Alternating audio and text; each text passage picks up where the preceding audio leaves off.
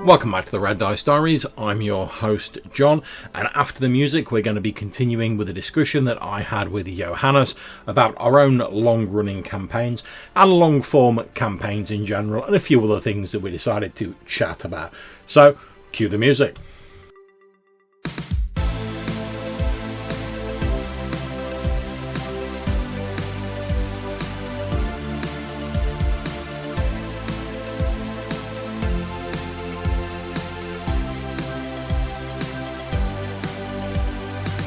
So we pick up this episode with myself and Johannes continuing our discussion, and we're talking about, amongst other things, how we think you could use Burning Wheel to do a more traditional fantasy sort of D&D style game.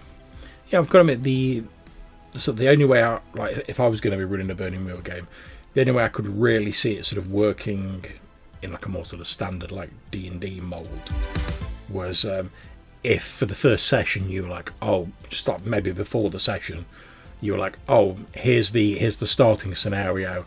You all live in a small village and you're all farmers or whatever around the village. Mm-hmm. And the very first session, the village is going to be attacked by orcs who are trying to do X, Y, and Z. And then you could come up with your beliefs based on that. And then I think, as I do with OSC anyway, like at the end of each of the sessions, I normally say to you guys, like, right, what's the plan for next session, so I can plan ahead. I think in this case, I'd have to say, get it down in a more sort of concrete way for Burning Wheel and say, right, what are you guys planning to do next session? And then maybe between games I could be like, all right, just to remind you guys, next session you're going to be, you said you wanted to travel to the northern fortress to try and get the dwarves help against these orc raiders and maybe try and discover where the raiders are making their lair, and then people could come up with beliefs based on that. That's the only way I could see it working with that sort of like Arthur economy that the game sort of relies on. But again, as you were saying, I still don't think you'd be making the most of the system, if you see what I mean. No. And you would be making it harder for yourself than you need to at that point. Yeah. But that is an excellent, by the way, an excellent Burning Wheel game that I would delight in running. Everyone make a character that's in this village, and the village is going to be attacked by X, like whatever, like zombies or whatever it is. That would be a brilliant game. I think that would be a lot of fun. I think it'd be cool as well because if you just said like, create characters are in this small sort of town/village, you based on what the players create, you can then sort of use that to intuit more about the village. Because if everyone goes like, we've all just created like two life path like peasant farmers or whatever, you're like, it's a small like farming village. Whereas if someone's like, actually I'm like a minor noble, you might be like, maybe it's slightly bigger, or maybe there's like a noble family who like rule this village, or like the sort of burgomasters or whatever of the of the town. Or like if someone goes, I'm a town guard, you can be like, all right, well, there's obviously a standing body of soldiers like defending this village. Like, what's happened to them? Yeah, or if two players, like one player is like, so I was like a itinerant monk and I settled here. Yeah. Okay, well that already tells us something. And then the other player is like, well, I'm the abbot here.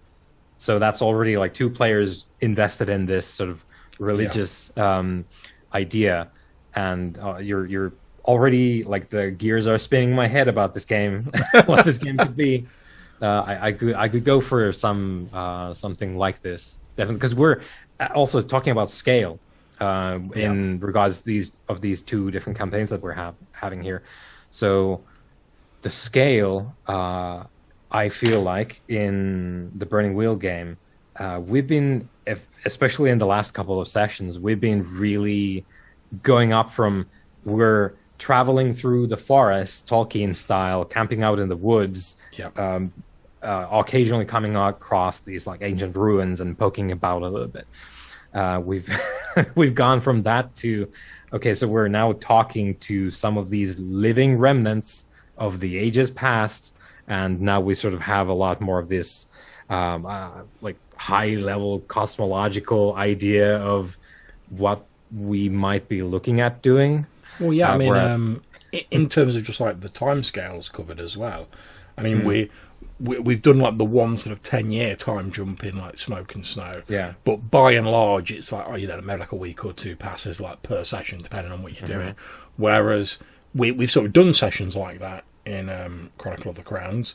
But like I say, last session, there was over a year of game time covered in that session, and we sort of we sort of played out like selected events throughout the year, and then we were like, right, okay, so we're all doing our training and whatnot. We've all like hooked up again at the end of the year. Now we're going to tie up these few last little bits and pieces, ready for potentially the next big push against the undead wannabe king and his like armies. So I personally feel that, like I say, as a player in Burning Wheel and like the person who runs GMs at Smoke and Snow, I feel like which is pretty much what we're going for. I feel like the scale of Chronicle of the Crowns, it's a lot grander in scale. It's a lot more sweeping, I suppose, is what I'm trying to say.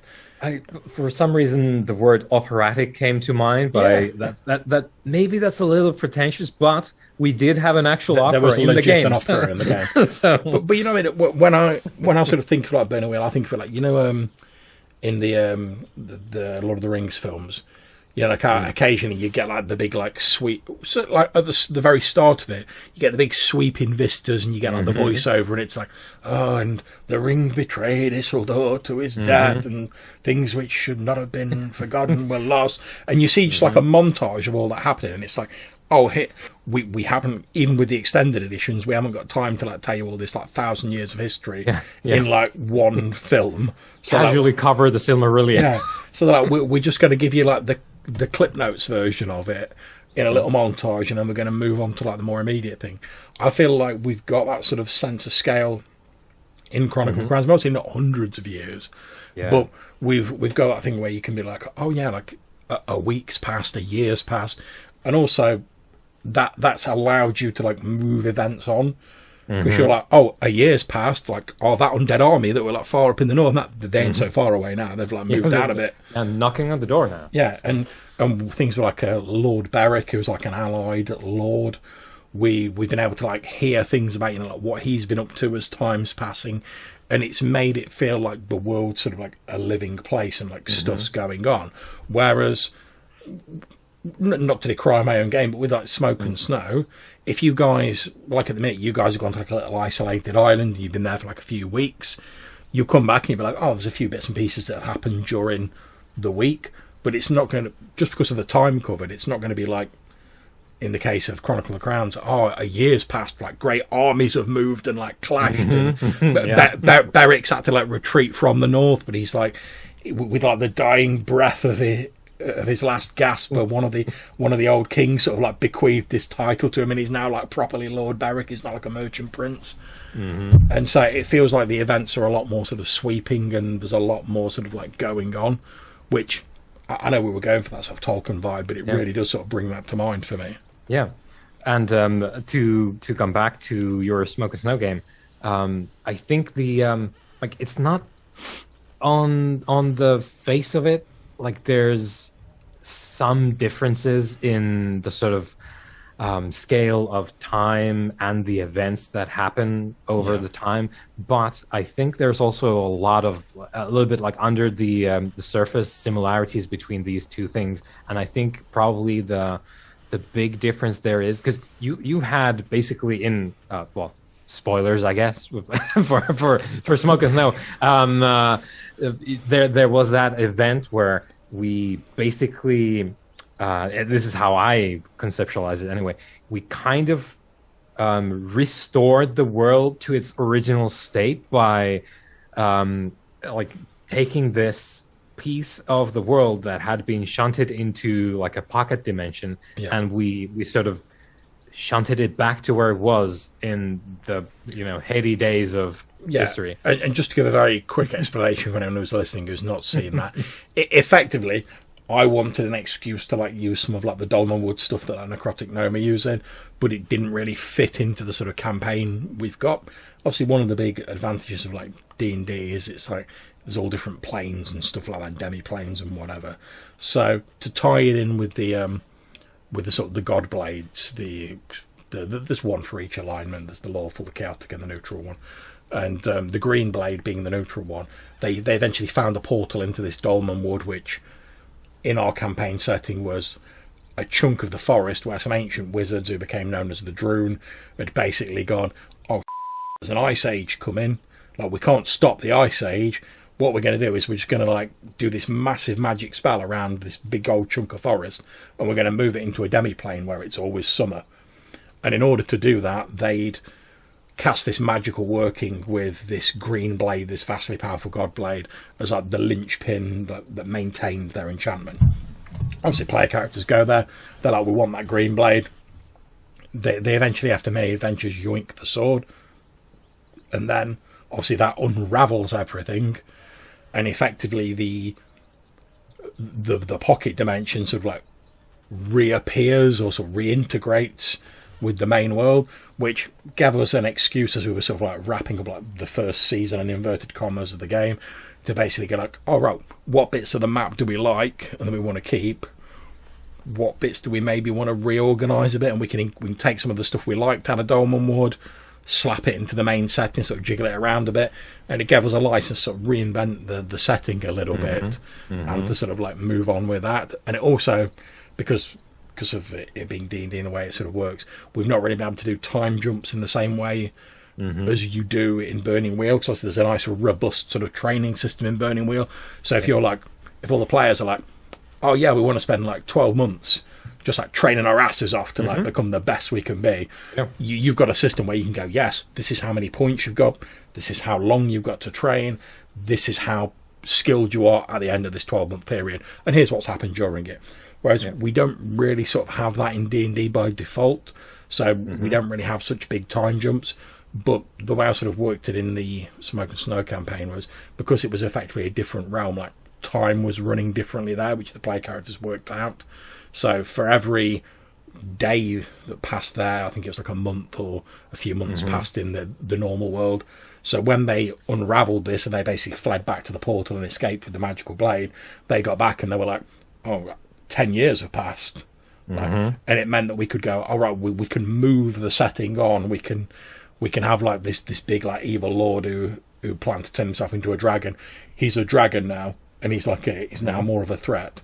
Oh, this vampire lord up in the north, he's founded some like Transylvanian style like dominion up in the north, and we could just sort of like move everything on a bit without me basically saying like, oh yeah, I know you guys have potentially spent like 10 years just like training your asses off, but like you're still like level 8 fighters.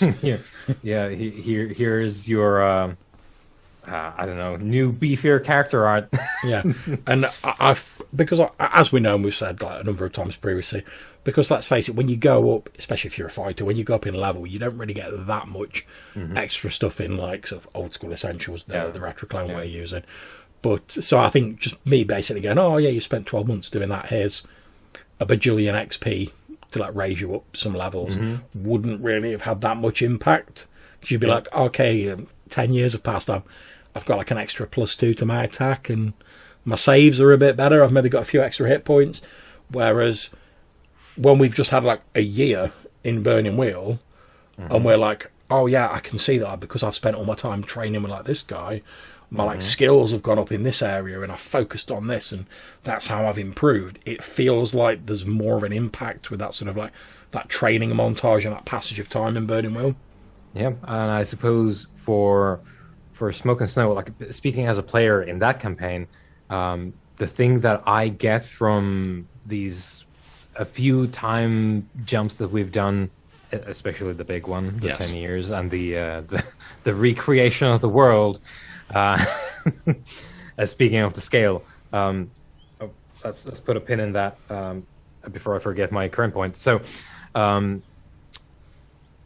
the thing that I get from the OSC sort of elided time is basically the events that have happened there. As a player, I don't even go into the game. If you would say like, okay, so we're going to jump ahead 6 months, the thing that I would then be immediately interested in is, okay, John, tell me about X, Y, or Z in the game world. Like, how have those things progressed? Yeah. And what could I now do as a result of that? So I would be like, my quote unquote, I don't know, like the result or the reward of this time that we've spent would then be to just immediately pick your brain and the setting for the new, fresh, and exciting things that I could engage with. So, and that was one of the things I enjoyed about the sort of 10-year time jump in Smoke and Snow, because like, if not the first, but like the first couple of things you guys said once you confirmed, yes, 10 years have passed. The first things that came up is one of you was like, oh, what about that lord who's trying to like become a dragon, like that you found out about when your magic swords that read his mind. You're like, oh, how's that happened? And then we had Rob, who was like, oh, I made that like deal with that hag where I was going to sort of like help her find a student like in a few months, and it's been like 10 years. Like, oh, what's going to go on with that? So I really enjoyed the fact that, like, so the first couple of things you guys reacted to, as you were just saying there, was like, oh, how have these things that we knew were on a sort of time scale, how have these things changed? Because we were sort of expecting to be here and like sort of witnessing them as they happen, and we're not. We've sort of jumped to the end of them. So what's the new status quo, effectively? Yeah, and I think that also to sort of contrast the two again, I think for me specifically, because I go into Smoke and Snow looking at this thing that we've collectively painted and which you have provided the foundation for, and now we've messed around in. I look at it and I go, what shall I pick today? Like it's a buffet of things for me to engage with and the other players to engage with. And in a sort of inverted way, is that this in Smoke and Snow, it's me going towards events, right? Yes. Because I'm going towards, let's say, the Fire Lord, because we sort of determined that guy is really bad news already, like 10 years ago, and now he's even worse news, except weirder this time. So we would be going towards these things, and in Burning Wheel, what we're doing, especially when we do time jumps, it is to have events engage with the characters. Whereas I feel like it's not strictly the opposite, because of course we both run sort of D20 style games where we have these big moving setting elements that, like, by virtue of their own nature, they collide with the players without the players doing anything. They might just be off doing this thing, and suddenly these guys come in and they have a whole thing that you didn't know about as a player, but now they're here and you need to do something about that. Maybe in Burning Wheel, that's sort of the like when you do a big jump, it is in order to basically get hit by the next thing. Which is what we're doing now. Is we sort of did a lot of laying the groundwork for what would be coming up next. And then at the end of that, we did a time jump, and now we have jumped into the bit that came next. And now it's the current thing. Yeah, I mean, I think one of the things I like about both your campaign and Burning Wheel in general as a system is everything is based around things getting a bit complicated, basically. So it's like the advancement, it works by you making rolls and there being complications if you're unsuccessful. But you still get to like tick off your progress marker, and eventually you improve your skills by doing stuff, basically. So the system, and as we both said about both of these systems, neither of them is perfect. But far perfect games don't exist. Yeah, exactly. But I feel that like Burning Wheel, like really the system sort of front and center says that, right, the game's working if you're constantly sort of like butting against these complications and trying to find ways to overcome them. And I feel you sort of have that in D&D, because obviously whether it's just like going into a dungeon, fighting some monsters, or like finding some treasure or whatever, it's a complication, there's traps, there's stuff going on.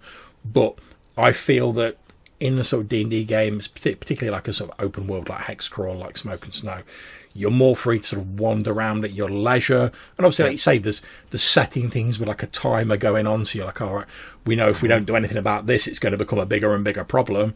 But you could still choose not to do that, and you could still sort of wander around on your own time scale.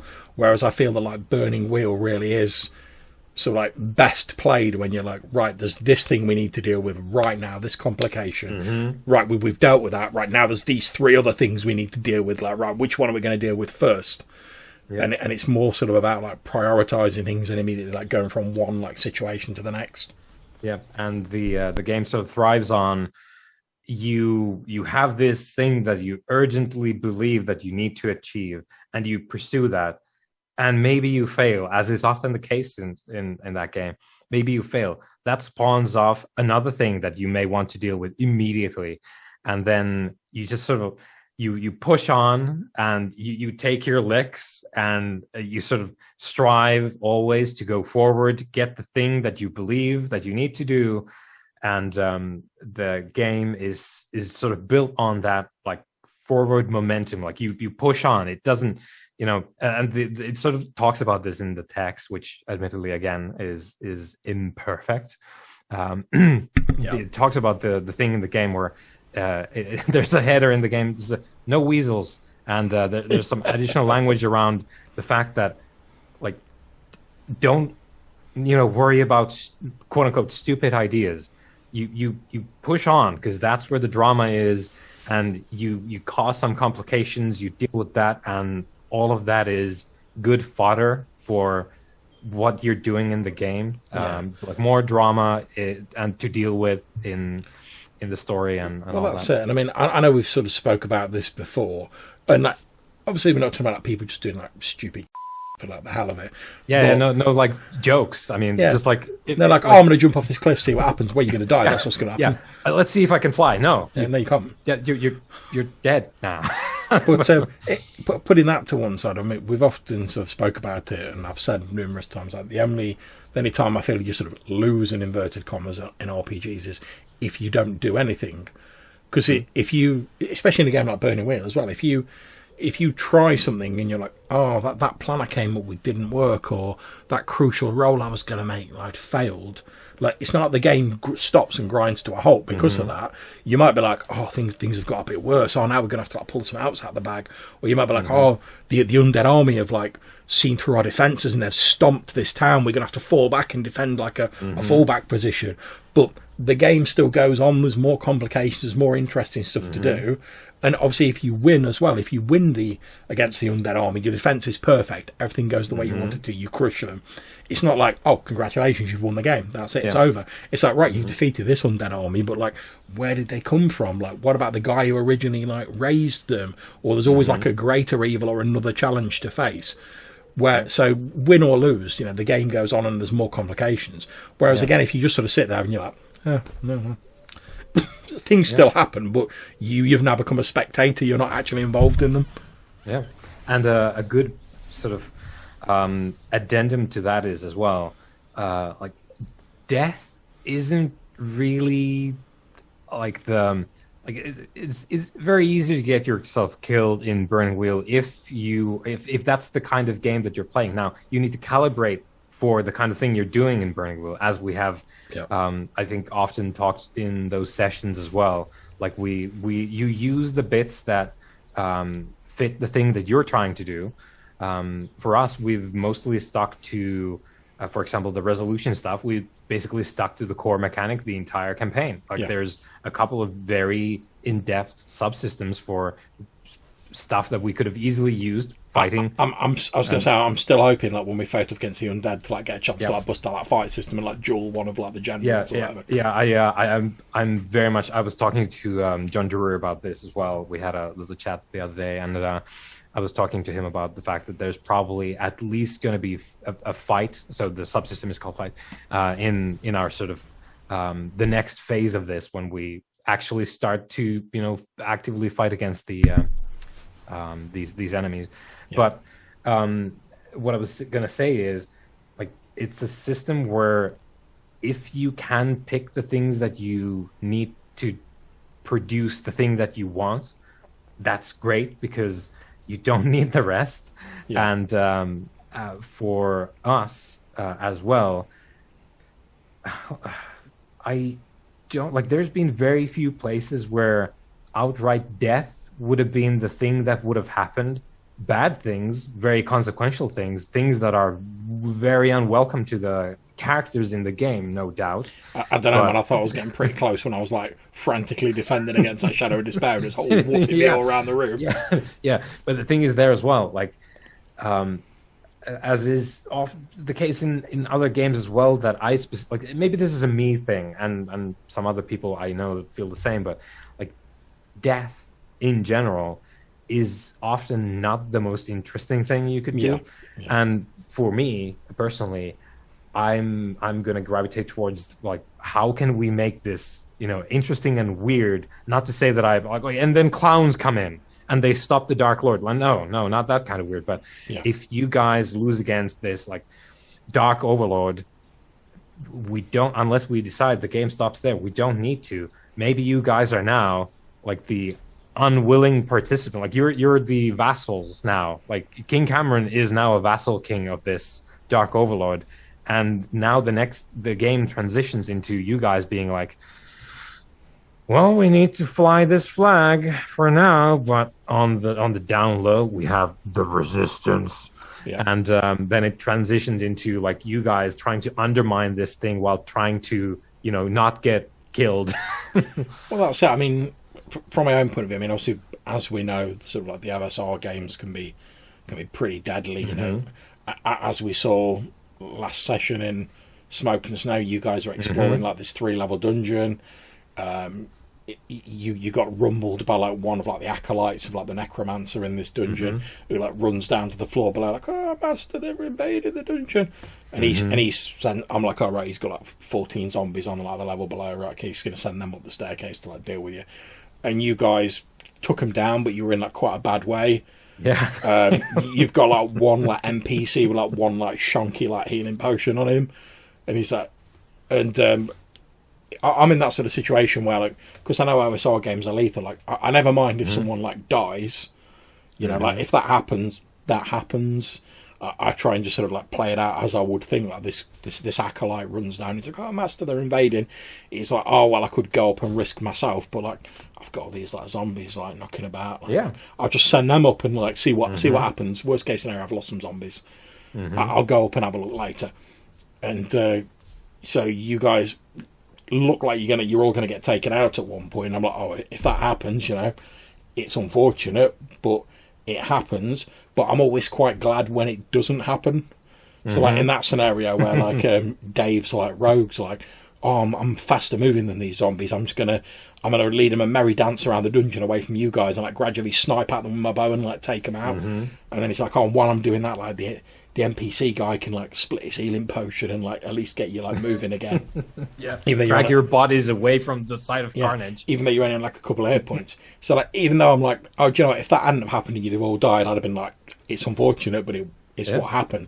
But I'm always quite glad when it doesn't happen, because like you said, I think going into the next session, we're in a far more interesting, albeit still hazardous position, because you guys are like, oh, our two main combat guys, we're pretty much out of it. We've got our backs against this magically locked like gate, which we don't know if we can get through to escape. If we do escape, we're still like far underground in like a hostile like cave structure, and there's probably going to be some more undead coming up soon, and like whoever sent them, this like necromancer's obviously down there. You've not really got any sort of magic users in the party. Obviously, we'll hopefully have Rob back next session, so you'll have like someone who's on a bit more full scale, but you still only got like Dave's rogue, who's sort of like doing all right, but he's still quite injured. You and Darren's characters are pretty like, a strong wind could like blow you over, and then you basically have one person on like full strength, really. So it's still not a great position, but it's a more interesting position to start in, rather than me just next session being like, oh yeah, you all died next session. Like, so what characters are you guys gelling for like this session? Yeah, I definitely thought we were gone. Yeah, because I know that like Dave's character has a lot of tricks. Yeah, but 6 zombies, like if they get within hand's reach now. Yeah, that was the thing I thought, because I mean, I think he used the terrain quite well, and he sort of like, he was like, all right, as long as I can stay ahead of them and keep shooting, eventually I'll wear them down, because they always go last in initiative because they're zombies. They're always really slow. They've only got 1 speed. They can't run or anything. So if I can just keep ahead of them, I can just keep whittling them down, and eventually I will take them out. But like you say, if you got into a situation where like, oh, I've accidentally backed myself into a corner, oh, now there's a couple in combat with me and I can't just run off, then he'd have probably been in real trouble, because he's not like a frontline fighty character. No. But to further contrast that as well, because like my second longest campaign that we've done with this sort of sphere of people that we play in, play with rather, is the Stars Without Number game, which is also, D20 adjacent stuff, and we've like death is on the line there as well. These games, I think the concept changes my sort of natural tendency to, even though like Burning Wheel is, I'm switching the threads here a lot, but it'll come back. So Burning Wheel has built-in mechanisms to basically reinforce what I just said previously, where like death is like not the thing that will necessarily provide the most interesting stuff, and also you as a player in a Burning Wheel game, you have a lot of opportunities to say, yeah, I might have gotten, tagged real bad by that guy with that giant sword, but I have the will to live.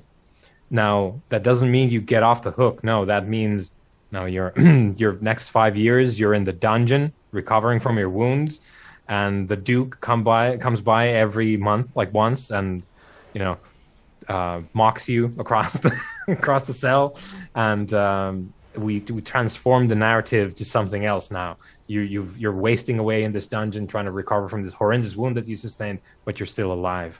But now the game is different. So Burning Wheel does that by design, and I sort of, regardless of the game, I also gravitate towards that kind of idea where you take the consequences, but you don't necessarily stop the game. However, for example, with Stars Without Number, and of course I've played in numerous D20 games that you've run, and death is something that has occurred to me often in those games, and sometimes in the ones that I've run as well. And it's not like that's a lesser experience to me at all. It's just that's that game, and that's the enjoyment in that game. The specific threat of that specific situation, like we were just in with the zombies in your Smoke and Snow game, that was exhilarating. It is always exhilarating to me in your games when I'm the guy supposed to be out there with the shield, and I'm on one hit point. Like I was a lot of the time in the last session, I was on one hit point, and I'm like, well, this is really fun because the stakes are incredibly high here.